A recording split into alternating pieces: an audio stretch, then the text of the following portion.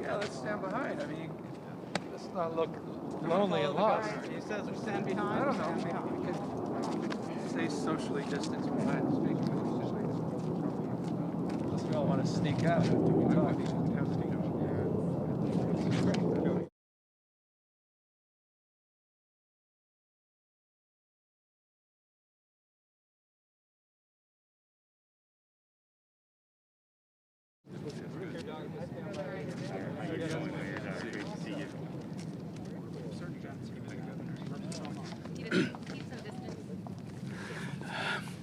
Good afternoon, everyone. Joe Prado, representing Fresno County Department of Public Health. I'm also leading the vaccine response for Fresno County. I want to thank you all for being here today, and I want to thank Congressman Costa, Governor Newsom, Senator Hurtado, Assembly Arambula, also Supervisor Pacheco. Thank you, and Mayor Dyer as well. I appreciate them coming here today, and really, what a great time for us to talk about the vaccine response here in Fresno County.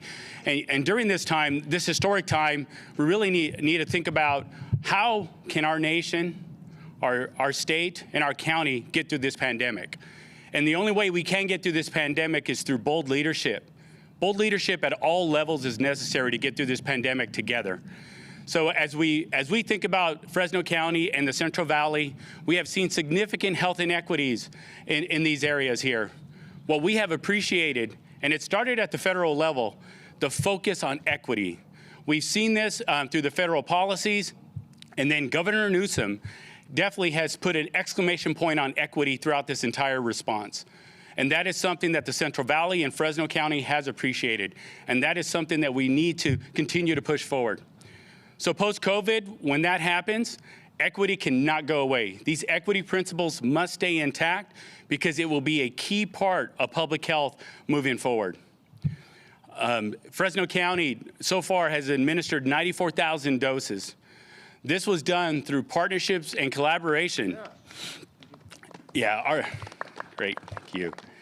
The partnership and collaboration was very key and important, and this was done through our cities, our community-based organizations, our local businesses, our schools, our medical providers, and our media partners. We could not be here today with 94,000 doses without each and every one of you. And moving forward, all of you will be a key component in ensuring that we can continue to make our communities safe. And this public health infrastructure that we are building today, everyone that I just mentioned, this cannot go away. We cannot forget COVID. We must remember it and continue to build our public health infrastructure outside of government walls and within our community. So I want to just thank you, and I really appreciate you having me today. And now I'm going to pass it off to one of our bold leaders, Supervisor Pacheco.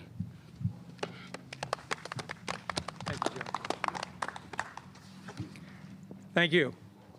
I'm proud to welcome the Honorable Governor Gavin Newsom to Fresno County and the Big Fresno Fairgrounds. Joining me today are my colleagues, Supervisors Nathan Magsig and Buddy Mendez. This is a home of Fresno County's main vaccination center. The governor is here to witness firsthand the success of Fresno County rolling out its vaccination program, and hopefully today, the governor will bring exciting news of an increase in Fresno County's allocation of COVID-19 vaccinations. No pressure, Governor. I would also like to thank the governor for allowing Fresno County to pilot a pilot program for our essential farm workers. I am pleased to report the program was a resounding success, with 85 to 90% of our essential farm workers accepting the vaccinations. Fresno County has led the effort in vaccinating our most essential farm workers more than any other county in the state of California. And Governor, with your help, we can do even more. Next is Mayor Jerry Dyer. Thank you.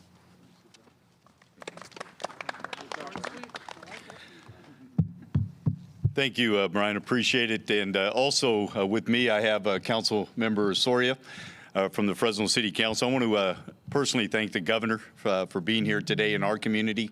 It means a lot when the leaders of this state come to your community and get to see and learn firsthand what the issues are and what the process is in place. You know, one of the unifying messages, I believe, across this country is the fact that we need more vaccines. We all agree with that. We all have vulnerable populations. We all have people within our communities that are suffering, people who have ended up in the ICU units, people who have died, unfortunately. We all have that. And there is a unified message from mayors across the United States asking for more vaccines to be disseminated in their local jurisdiction. And so we need that. Those vaccines are the lifeline to opening up schools, the lifeline to opening up our economy.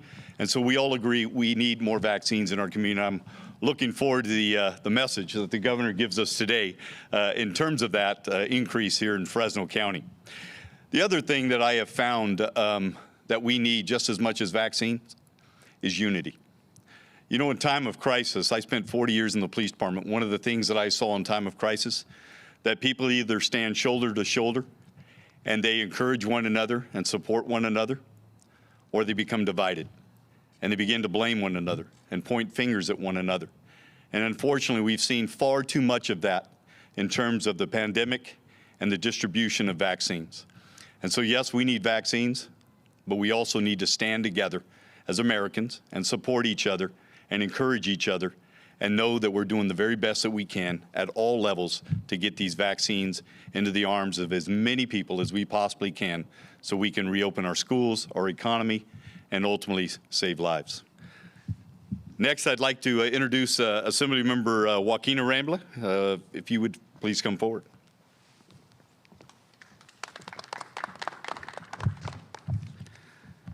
I'd like to begin by grounding myself in a Native American proverb. No single raindrop believes itself responsible for the flood. I'd like to focus on three parts of that proverb. First, the single raindrop. Second, responsibility. And finally, the flood. I am but a single raindrop in this process of advocating for our communities of color, our poor, our immigrants. And I'm so pleased to be standing here today with so many other raindrops as we are excited for what is to come. I come with a sense of responsibility. Responsibility I learned from working in an emergency room where you take care of every single person who walks through your doors. A similar responsibility I must imagine our governor feels for the great state of California and all Californians as he is providing resources and taking care of us as well. But it is with justice, with gratitude, with appreciation and hope that I am also standing here, because we are in this together, all together. But I want to highlight, if I can, some of the choices that our governor has made that have put us on solid footing and pointed us in the right direction towards equity. We were the first state in the nation to declare a state of emergency. That was a bold decision and one which we need to appreciate and be thankful for our governor. Similarly, our governor allocated a strike team for the Central Valley to make sure that we were having our resources during the surge that we had this summer. Similarly, he issued a stay-at-home order during our holidays, which helped to save thousands of people's lives. He also is helping to bring resources here with equity in mind. And so with that gratitude, with appreciation for all those who are working on the front lines right now, it is hope that I want to share the most with you. Because this announcement will give hope to our people, that progress is being made to eradicate this brutal virus. It will give hope to us that we can safely reopen our economy, and it will give hope that we can return to the lives that we knew. I am so pleased to play a small role here today and so grateful that so many are helping us to deliver for our communities. With that, I would now like to invite Senator Hurtado to the microphone.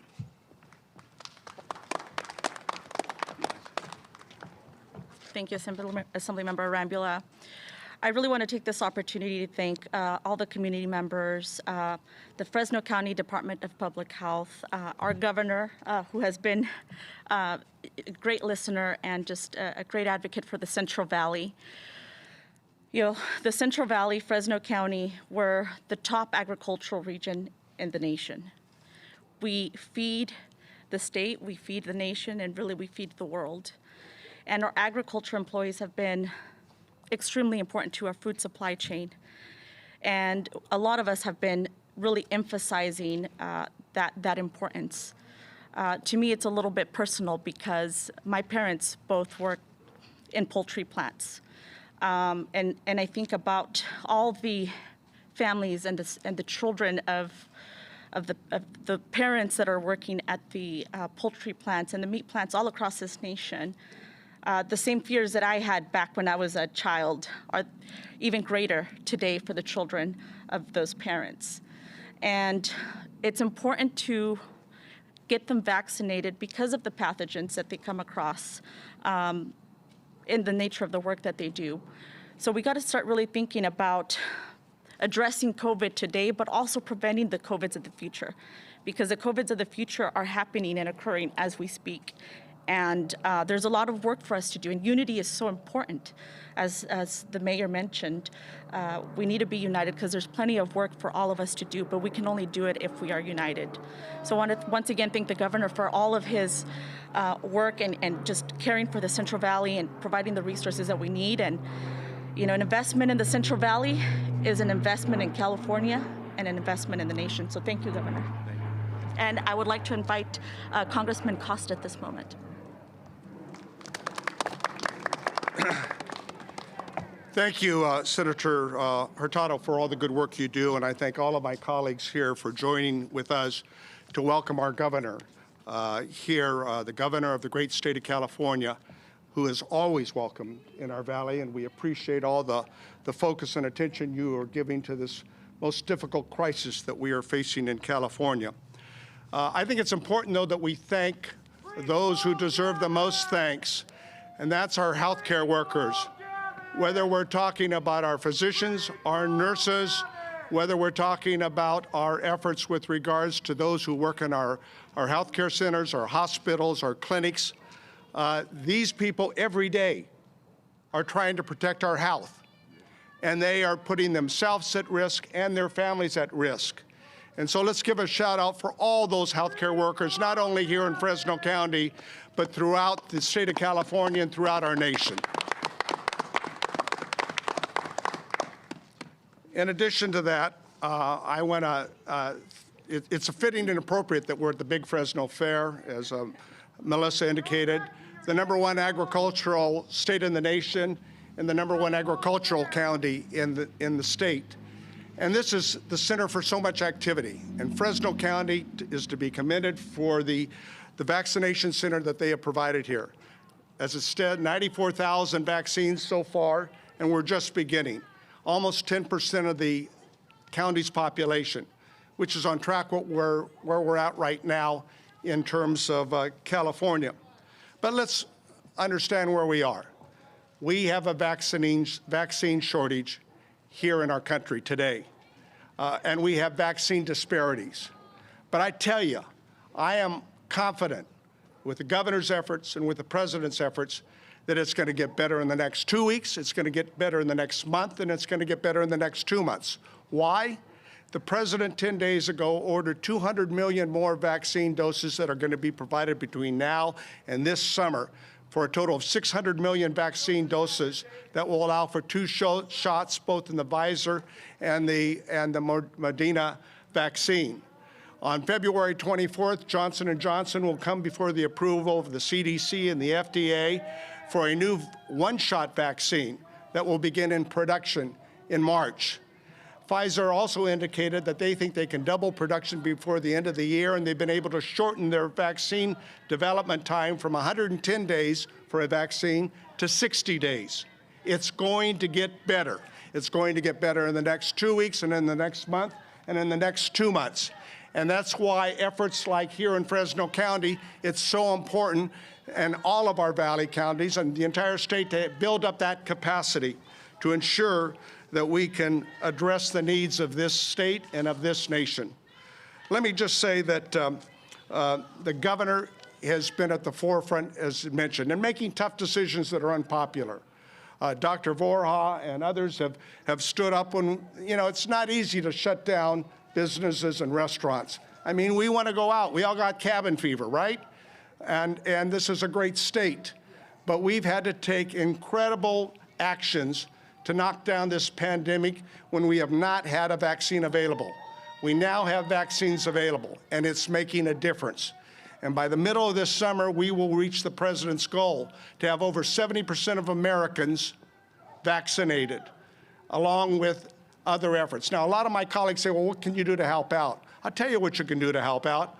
Support our efforts on a COVID relief package that we hope to produce before the middle of March. It will provide additional support for state, for local government, for more testing, for ramp up of trying to provide protection for our schools so that we can get them open again, because we must get our schools open again and to get our economy open again, to get our restaurants going. But this is all part of a plan that the president unveiled almost 2 weeks ago, a national plan with cooperation with our states and local government. And that's why, if you want to be helpful, if you want to be supportive, we're all in this together. Blaming and pointing fingers doesn't solve any problems. It doesn't produce one more vaccine. But working together, supporting the governor's efforts, supporting the efforts with the Congress in this very important legislation that we hope to pass by March 14th, we will provide the basis of support that our country needs. We know people are hurting. We know there's frustration. In some cases, that frustration turns to anger. And there's fear. There's fear. A lot of people, pre-existing conditions. But Fresno County has demonstrated that we can do a great deal if we have the support. For our farm workers, essential workers, we ought to treat them as they're essential workers, to ensure that our packing sheds and to ensure that our food processing facilities, like the effort Fresno County did with Foster Farms last week, 1,079 vaccines in 4 days, 91% of the workforce. We want to replicate that throughout the valley. So, ladies and gentlemen, let's give a warm welcome to a dear friend of mine, a person in the first week as he was sworn in to governor, did not go to San Francisco, did not go to Los Angeles, but went to a small valley farm community. And he said, the San Joaquin Valley is a critical part of California's character, its ability, and its tenacious desire to do better. And our farm communities throughout here reflect that. And if they don't have adequate water, if they don't have adequate housing, he says they're not going to succeed. And he's right. And he's dedicated his administration to addressing these needs here in the Valley, and he's never forgotten us. And he's made tough decisions that aren't popular right now, as you can tell from some folks, but he is tenacious and he is steadfast, and working together, we're going to get through this. Americans get through crises when we work together. And Governor Gavin Newsom is giving us the leadership and the direction to ensure that we come together and that we fight this pandemic so that we have the outcomes that we want by the middle of this summer and into this fall. Give a warm Fresno County welcome to Governor Gavin Newsom. Thank you for being here, Governor. Thank you, Congressman. Thank you, all of you, Mr. Mayor. Thank you, Assembly members, Senator. Thank you to Councilwoman and, of course, members of the County Board of Supervisors. Joe, thank you for assembling all of us here today, and it's an honor to be back with all of you. I just wanted to quickly update you on where we are in this pandemic and where we're going. I want to level set in terms of the progress that's being made in this state, the progress that we're also making on behalf of each and every one of you here in the Central Valley, and in particular here in Fresno County. First, let's just begin with the top line numbers. A month ago today, we had 13.9% positivity rate here in the state of California. Today, we're down to 4.8%. 13.9%, 30 days later, 4.8%.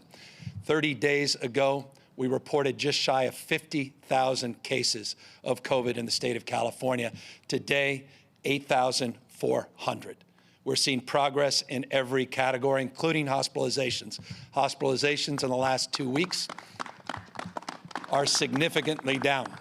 34% decline in hospitalizations over the last 14 days, 28% decline in the number of people in our ICUs.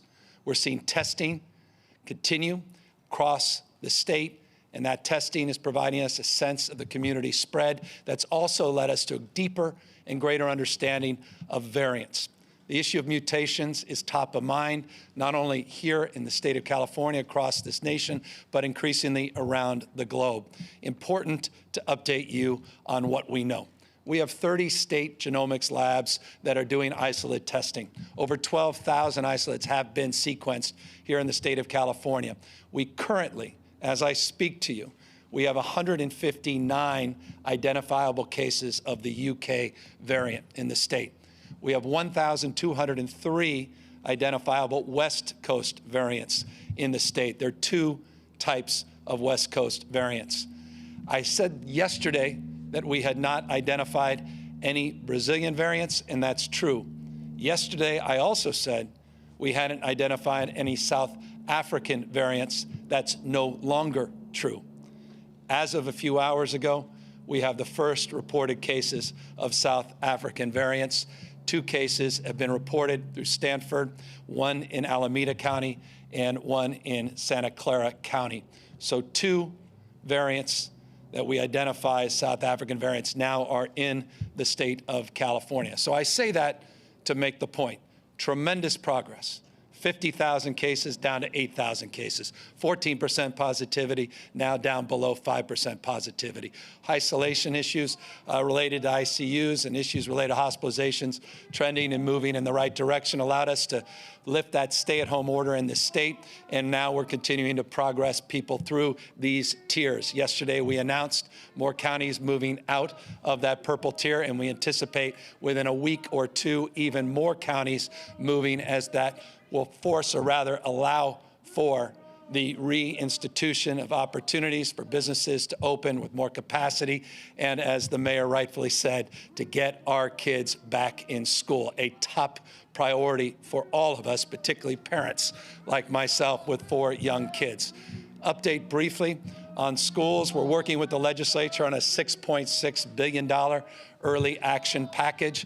Progress is being made. As I said yesterday, I maintain confidence that we will announce a deal as early as Friday with the legislature that will allow our youngest cohorts to return safely to school, starting with kindergarten to 2nd grade, and ultimately get cohorts up to 6th grade, at least in that first phase. We continue to make progress in terms of not only those negotiations on school reopening, but also on more small business relief.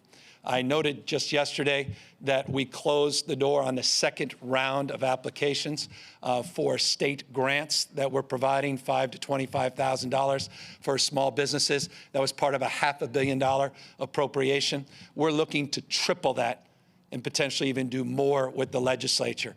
And we're hoping as early as next week to move early action in that space. And that will provide billions of dollars in direct grants and aid to not only our small businesses, but also provide support for nonprofits and cultural institutions here in the state. So a lot of activity, working with the legislature, a lot of energy, and most of that progress will manifest with early votes as early, we hope, as next Tuesday and later into the week, the end of next week. Now let me come back to Central Valley. Let's talk specifically about where we are. I just had the privilege of meeting an 85-year-old former farm worker.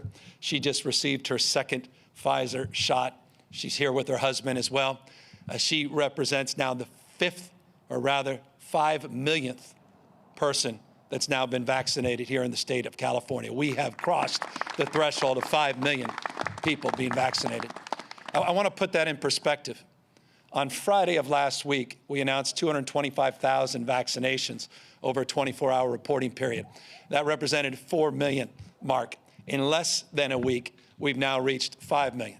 It took us about 7 days to go from 3 to 4 million. You get a sense of the progress that is being made, this flywheel in terms of the distribution, the application, the administration of the vaccine. Real progress is being made. We announced new vaccination sites just this week up and down the state of California. Last week, a partnership with FEMA and the California Office of Emergency Service and the Biden administration, 2 sites, one Cal State LA, 1 site in Northern California, Oakland Coliseum, focused exclusively on the issue of equity, geofencing, the geographic areas in and around those sites to make sure that underserved and underrepresented communities are getting their access, fair access, and distribution of these vaccines. Our commitment to equity is not rhetorical, it's real. But let me make this crystal clear.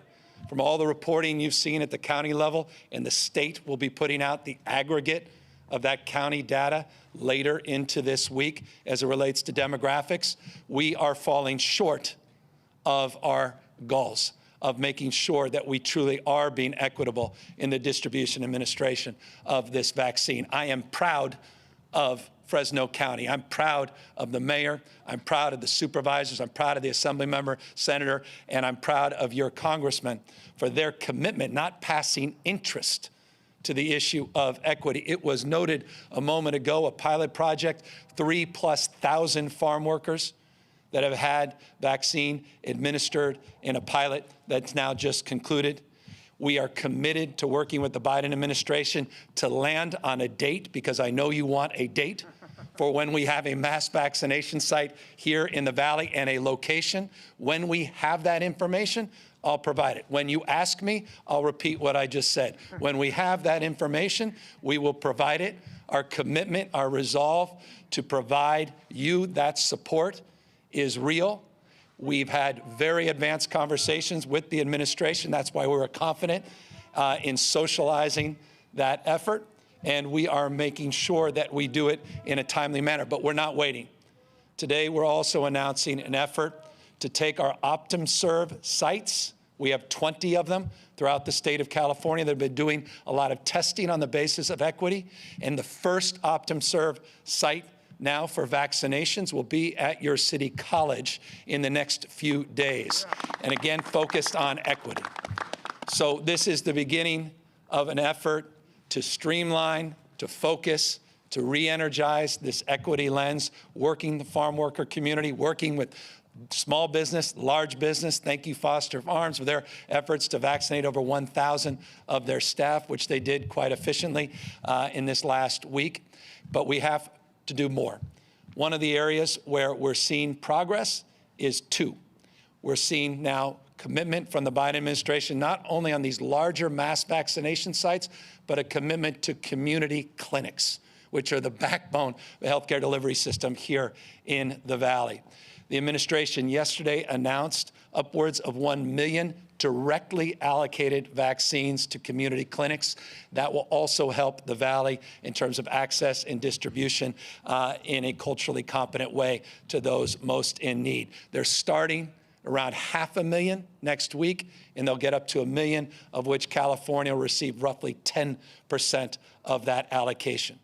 Accordingly, we are about to receive 10% of another 1 million dose allocation, and that's directly to pharmacies here in the state of California. This does not come out of our broader allocation and supply. The partnership, again, the Biden administration with some of our largest pharmacy chains here in the state of California. 100 pharmacies are part of that project as well. Again, focus on equity, focus on census tracts, underserved communities. We also last week announced 110 community-based organizations receiving tens of millions of dollars in grants, in language, peer-to-peer, trusted messenger strategies to help deliver the message of the efficacy and safety of these vaccines. Many of those community-based organizations located not only here in Fresno proper, but in the entire region and in the Valley. And so that commitment will continue. This is just the beginning. This is not the end. There is no having made it when it comes to vaccines, but I will make this note because it's important. A week ago, you had 8,000 vaccines into this county. This week, you have over 19,000 vaccines into this county. It's not enough. No one's denying that. And I'll close by making the point that Congressman just made.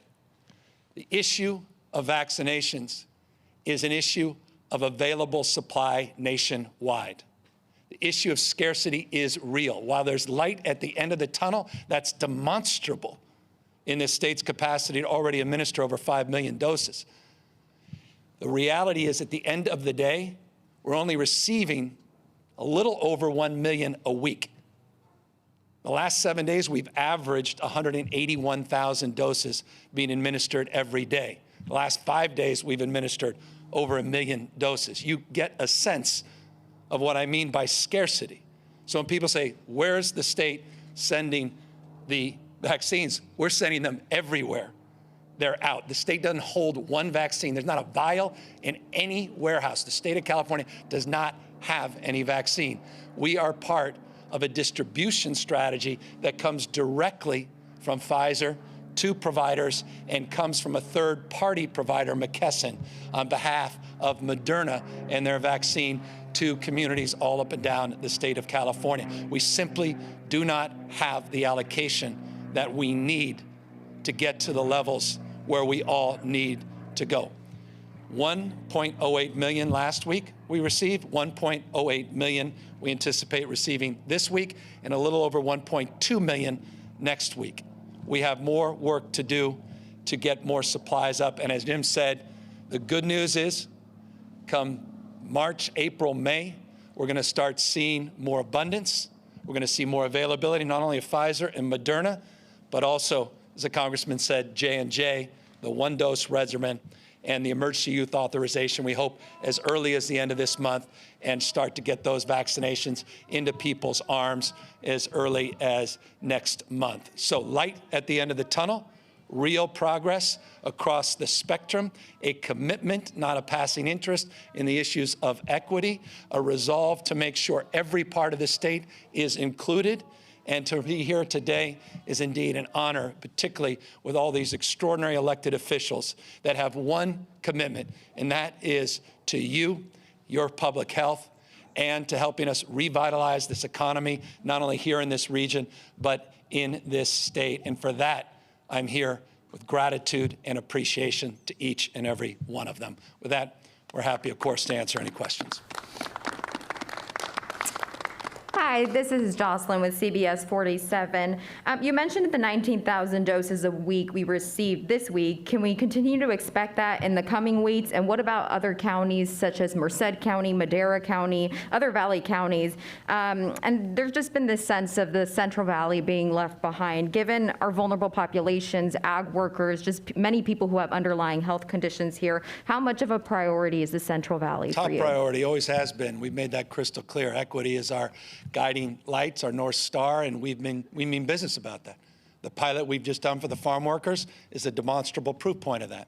The work we're doing, being here today, to help support the efforts that are already underway, this mass vaccination site, the announcement as it relates to how we're going to begin to convert these OptumServe sites in a strategic way, is another example of that. Our commitment to you to provide some clarity over the next few weeks, but again, with the reality that the state as a whole, a nation as a whole, is dealing with scarcity in terms of total number of available vaccines. We have a 3-week window of visibility on vaccinations. That's what the Biden administration is providing the state. That's what we are in turn providing to the counties. Here's a caveat. Next week, we are going to formalize our partnership with Blue Shield and Kaiser, third-party administrators, in order to provide more clarity, more transparency, and more accountability as it relates to the distribution of vaccines. And that will allow all of us in a granular way, not only look county by county here in the Valley, but more granularly within those counties to see how we're performing and to see that we're getting our fair share of these vaccines. Governor Rich Rodriguez from Fox 26 in Fresno. First question. There are a number of people who are waiting on their checks from EDD in Fresno County. What kind of hope can you give them? If I can be so indulgent, this is a large sports community. People are back on the field, but they can't touch a football and they can't touch a baseball. When will that rule in? We're looking forward to making announcements. I've been working personally, directly with advocates that include my wife and myself to get youth sports up and going again. Again, I'm a father of 4 young children, 4 to 11. So forgive the personalization of this, that deeply are desirous to see youth sports competition return. Now, that happened a few weeks ago. for track and field and a number of other sports.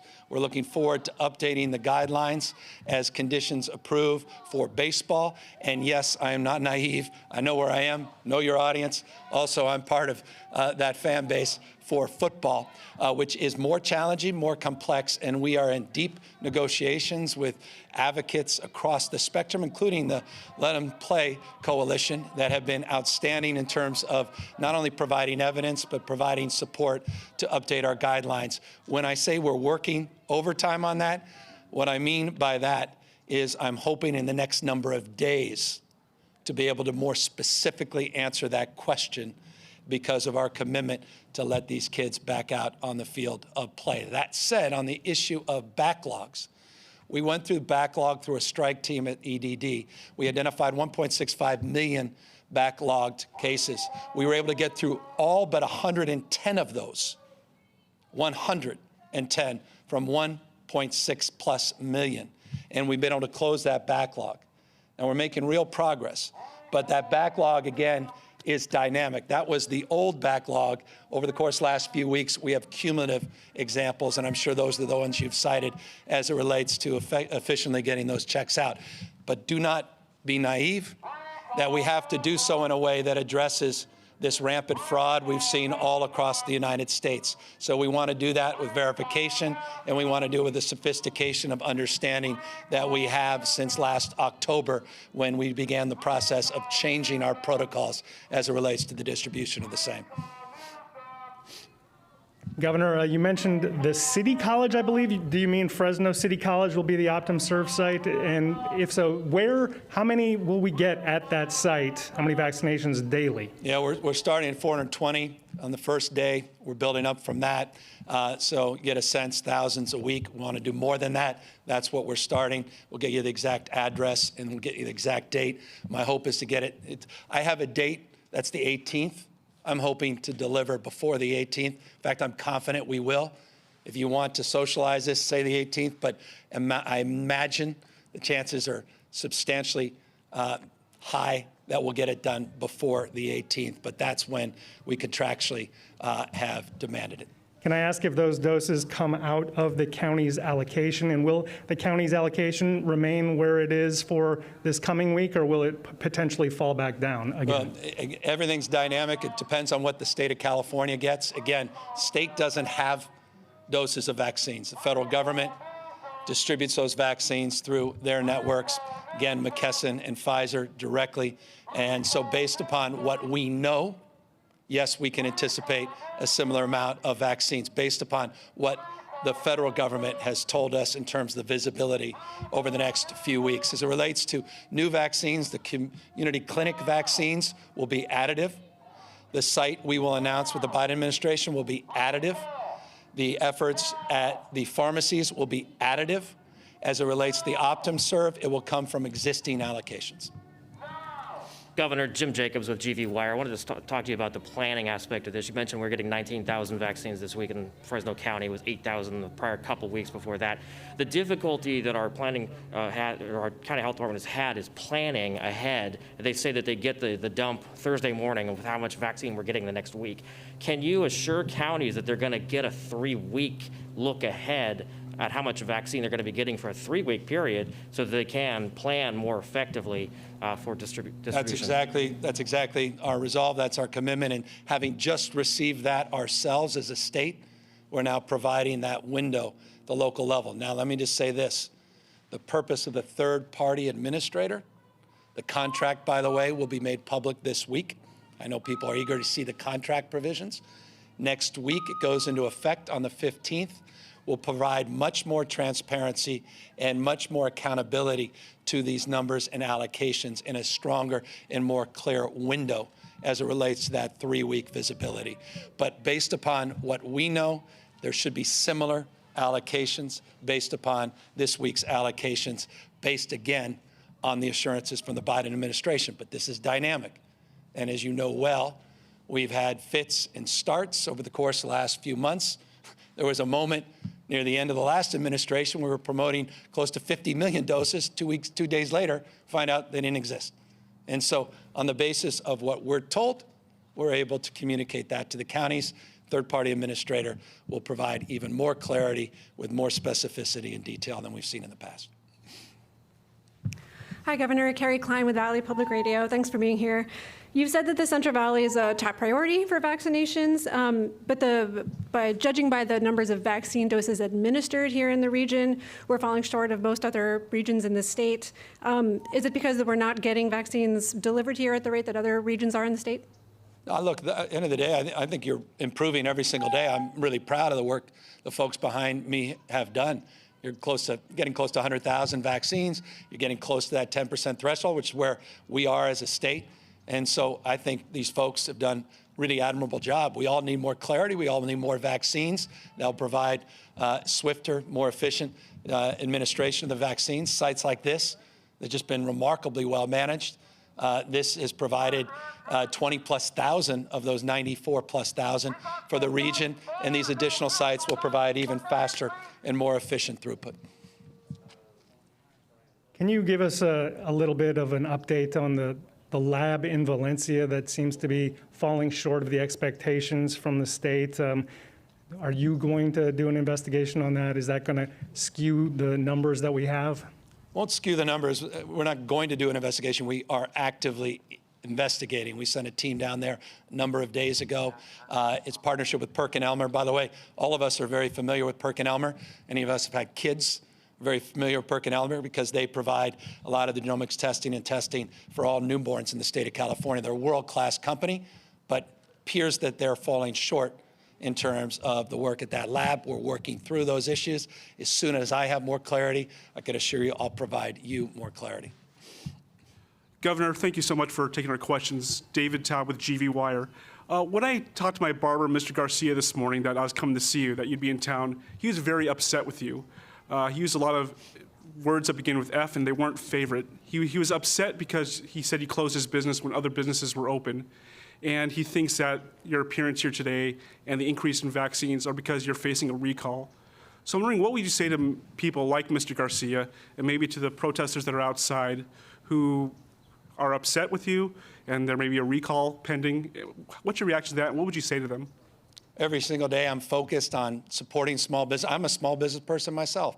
Started right out of college and grew up in politics. I had the privilege of a lifetime taking pen to paper, getting 13 investors, $7,500 each to open my first business with a part-time employee, Pat Kelly. Grew that business to over 20 businesses up and down the state of California, hundreds of employees. I don't say that to impress you or anybody, but to impress upon you my passion, my respect, my reverence for small businesses. I was very proud to be part of a package in November, emergency appropriation with Senator's support and the Assembly members' support to get $500 million of grants for businesses just like his, to provide a pathway. We provided in January in a new budget to waive fees, annual fees for a business just like his, to provide a framework where we're working with the legislature, we'll more than triple the allocation of grants to businesses just like his. This pandemic has put pressure on all of us. The state is weathering this pandemic as well or better than most other states in this nation. Look at a per capita basis where we compare to other large states across this country. It's been challenging and it's been trying, particularly for small businesses like his. So empathy, deep reverence, respect for the struggles and challenges he faces, but I want him to know that we're doing everything in our power to get this economy moving again safely. The fastest way to open businesses permanently is to eliminate and end this pandemic, this deadly disease. And as we make progress, not only with vaccinations, but through non-pharmaceutical interventions like mask wearing and physical distancing, we'll get there sooner than later, and we'll provide supports for people like him and hundreds of thousands of other businesses throughout the state. And what's your argument against the recall? I'm focused every single day on getting businesses open, our schools reopen, increasing the rate of vaccinations, more than tripled the daily vaccination rate. We're committed and resolved to doing that in every part of this state. I don't care if you're Democrat or Republican. I care that you're healthy and safe and you can live your lives out loud without fear of a pandemic and without fear of having to go back into the fits and starts this pandemic has impacted in terms of communities all across the state. And so that's my focus. Hi, Governor. This is Maria Berreyesa from Telemundo. They telling me this is the last question. So this is in regards to farm workers. every press conference, they have been said that farm workers are very important for the state and the whole country, but why is it that they're not considered essential workers like other frontline workers in the country? Well, our farm workers are essential workers. From my perspective, our food delivery system is foundational to the success not only of our economy, but foundational in terms of our economic capacity. And so what I mean by that is from day one, we made sure that we are providing supports for farm workers and food workers across the spectrum as it relates to sick leave, as it relates to workers' comp, as it relates to Housing for Harvest program now in 15 counties in the state, as it relates to direct grants, regardless of your immigration status. And I know some folks, perhaps the folks behind me, didn't like that support directly to folks. But with so many people in mixed status families, I was very proud to support those workers and will continue to focus and resolve to help workers across the spectrum that have been there from day one, that never took a day off and fed and took care of each and every one of us from the beginning of this pandemic to where we are today. So I value and respect those workers.